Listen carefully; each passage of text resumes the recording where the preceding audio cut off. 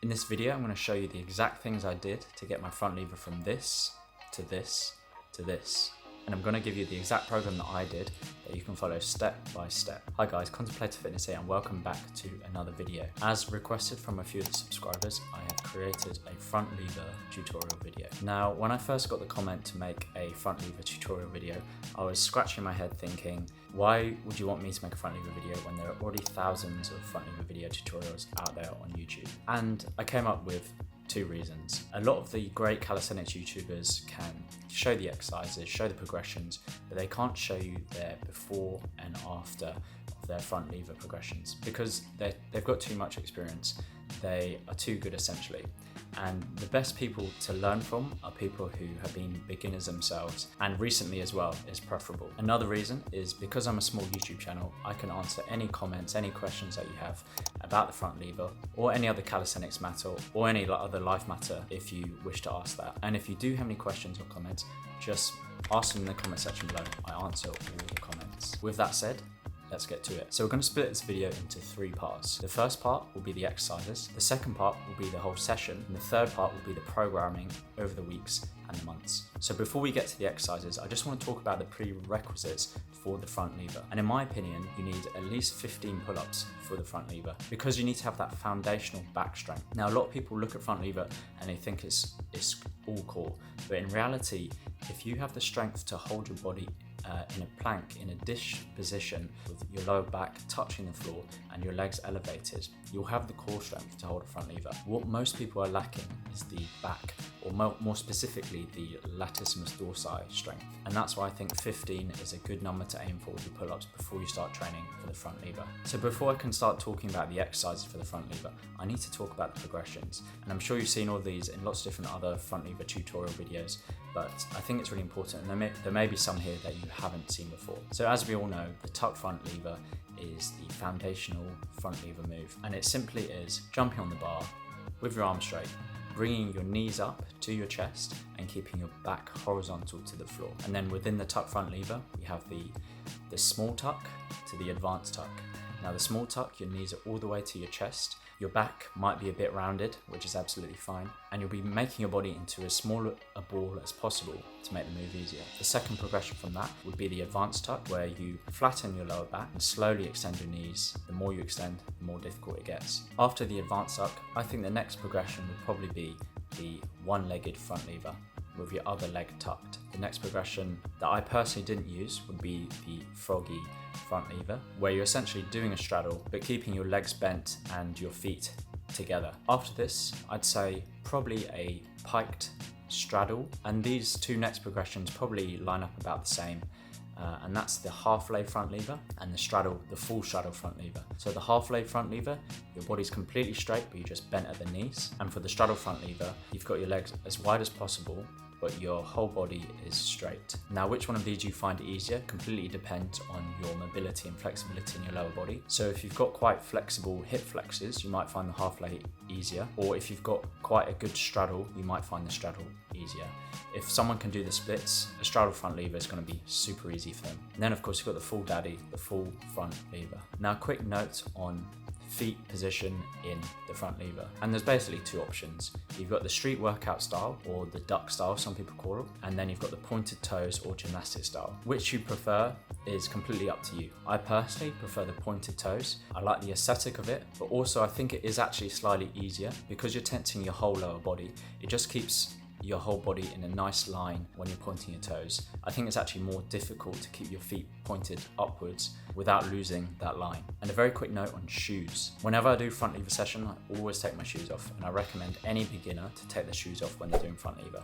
If you remember your physics back from school, any weight at the end of a lever increases the moment dramatically, and even a small amount of weight makes the move a lot more difficult.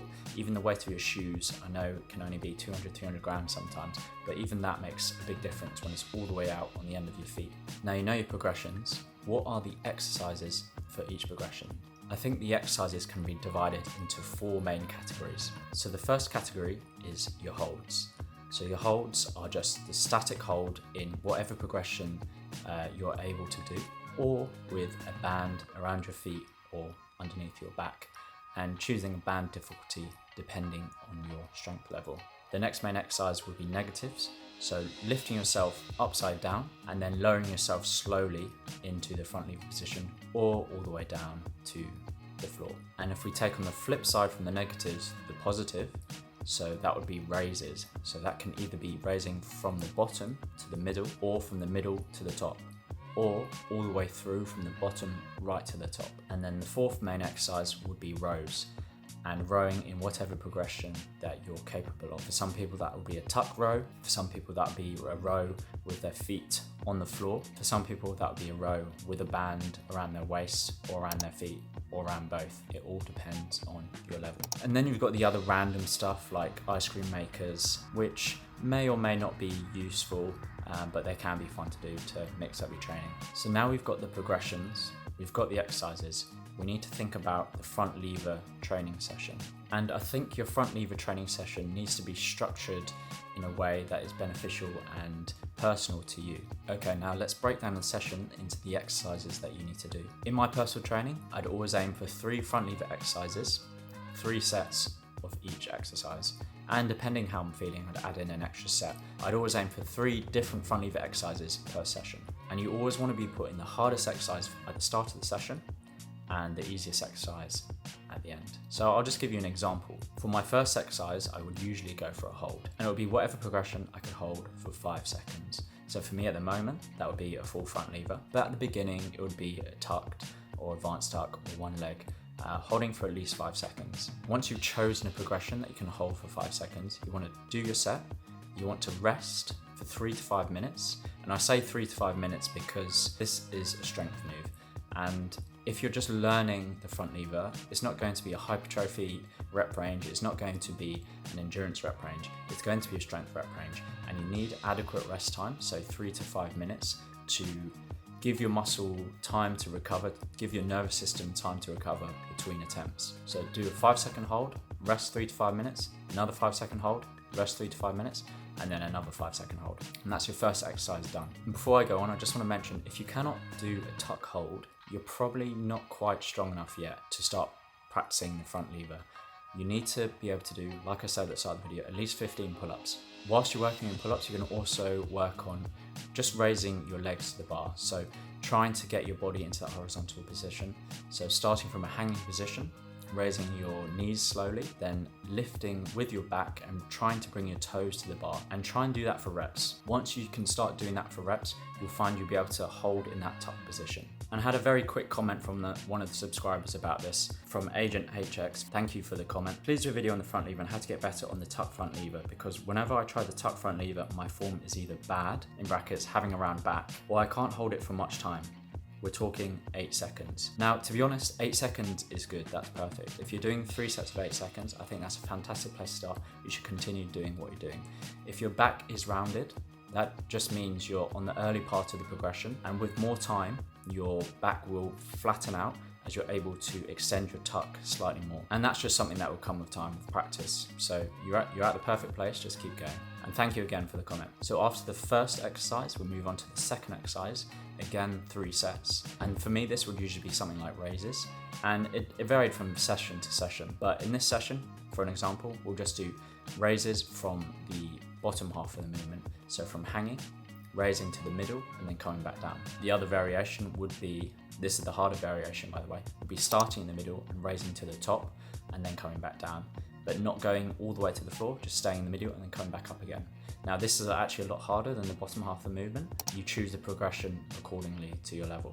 And then of course you've got the raise throughout the whole range of motion, where you're starting all the way from the bottom, you're going through the middle and all the way to the top, and then coming back down. Now again, for this, you want to be doing 3 to 5 reps per set. And again, you want 3 to 5 minutes rest between sets. Now keep going on about this 3 to 5 minutes rest, 3 to 5 reps. Remember, this is a strength move. When you're first learning it, this is strength, not endurance. So you want that adequate rest time.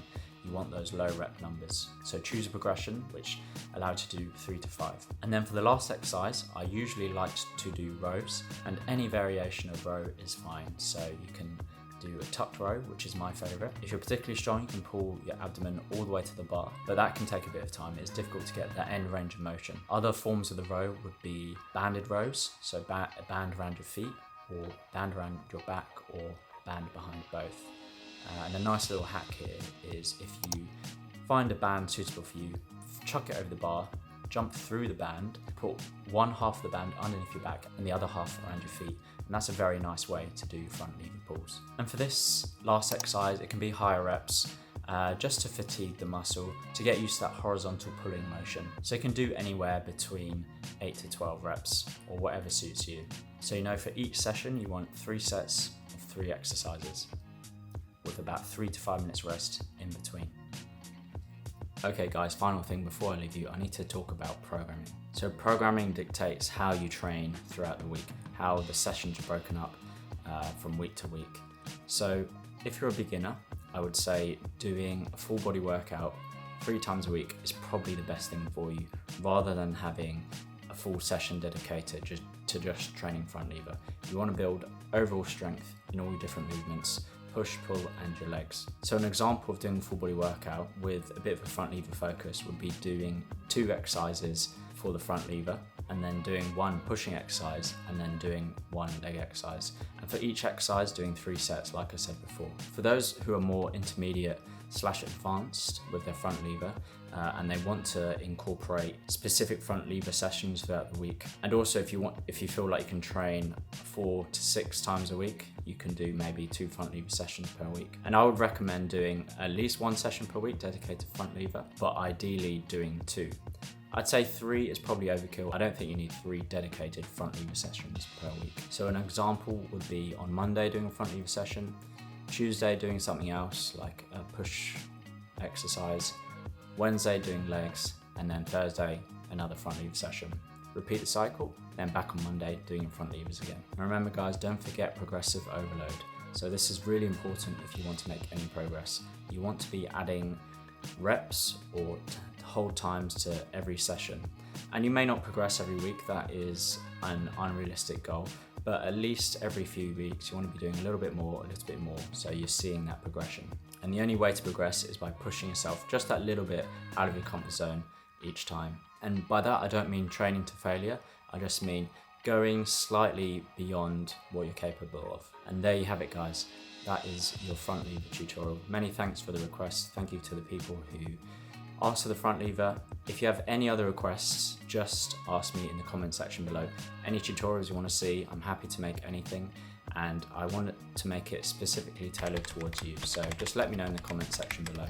If you're enjoying the content guys, make sure you give it a like, subscribe to the channel if you haven't already, and make sure you follow me on other socials like Instagram and TikTok at Contemplative Fitness, just like the name of this channel. I really appreciate you taking the time to watch. I hope you got something out of this video, and I will see you in the next one. Peace.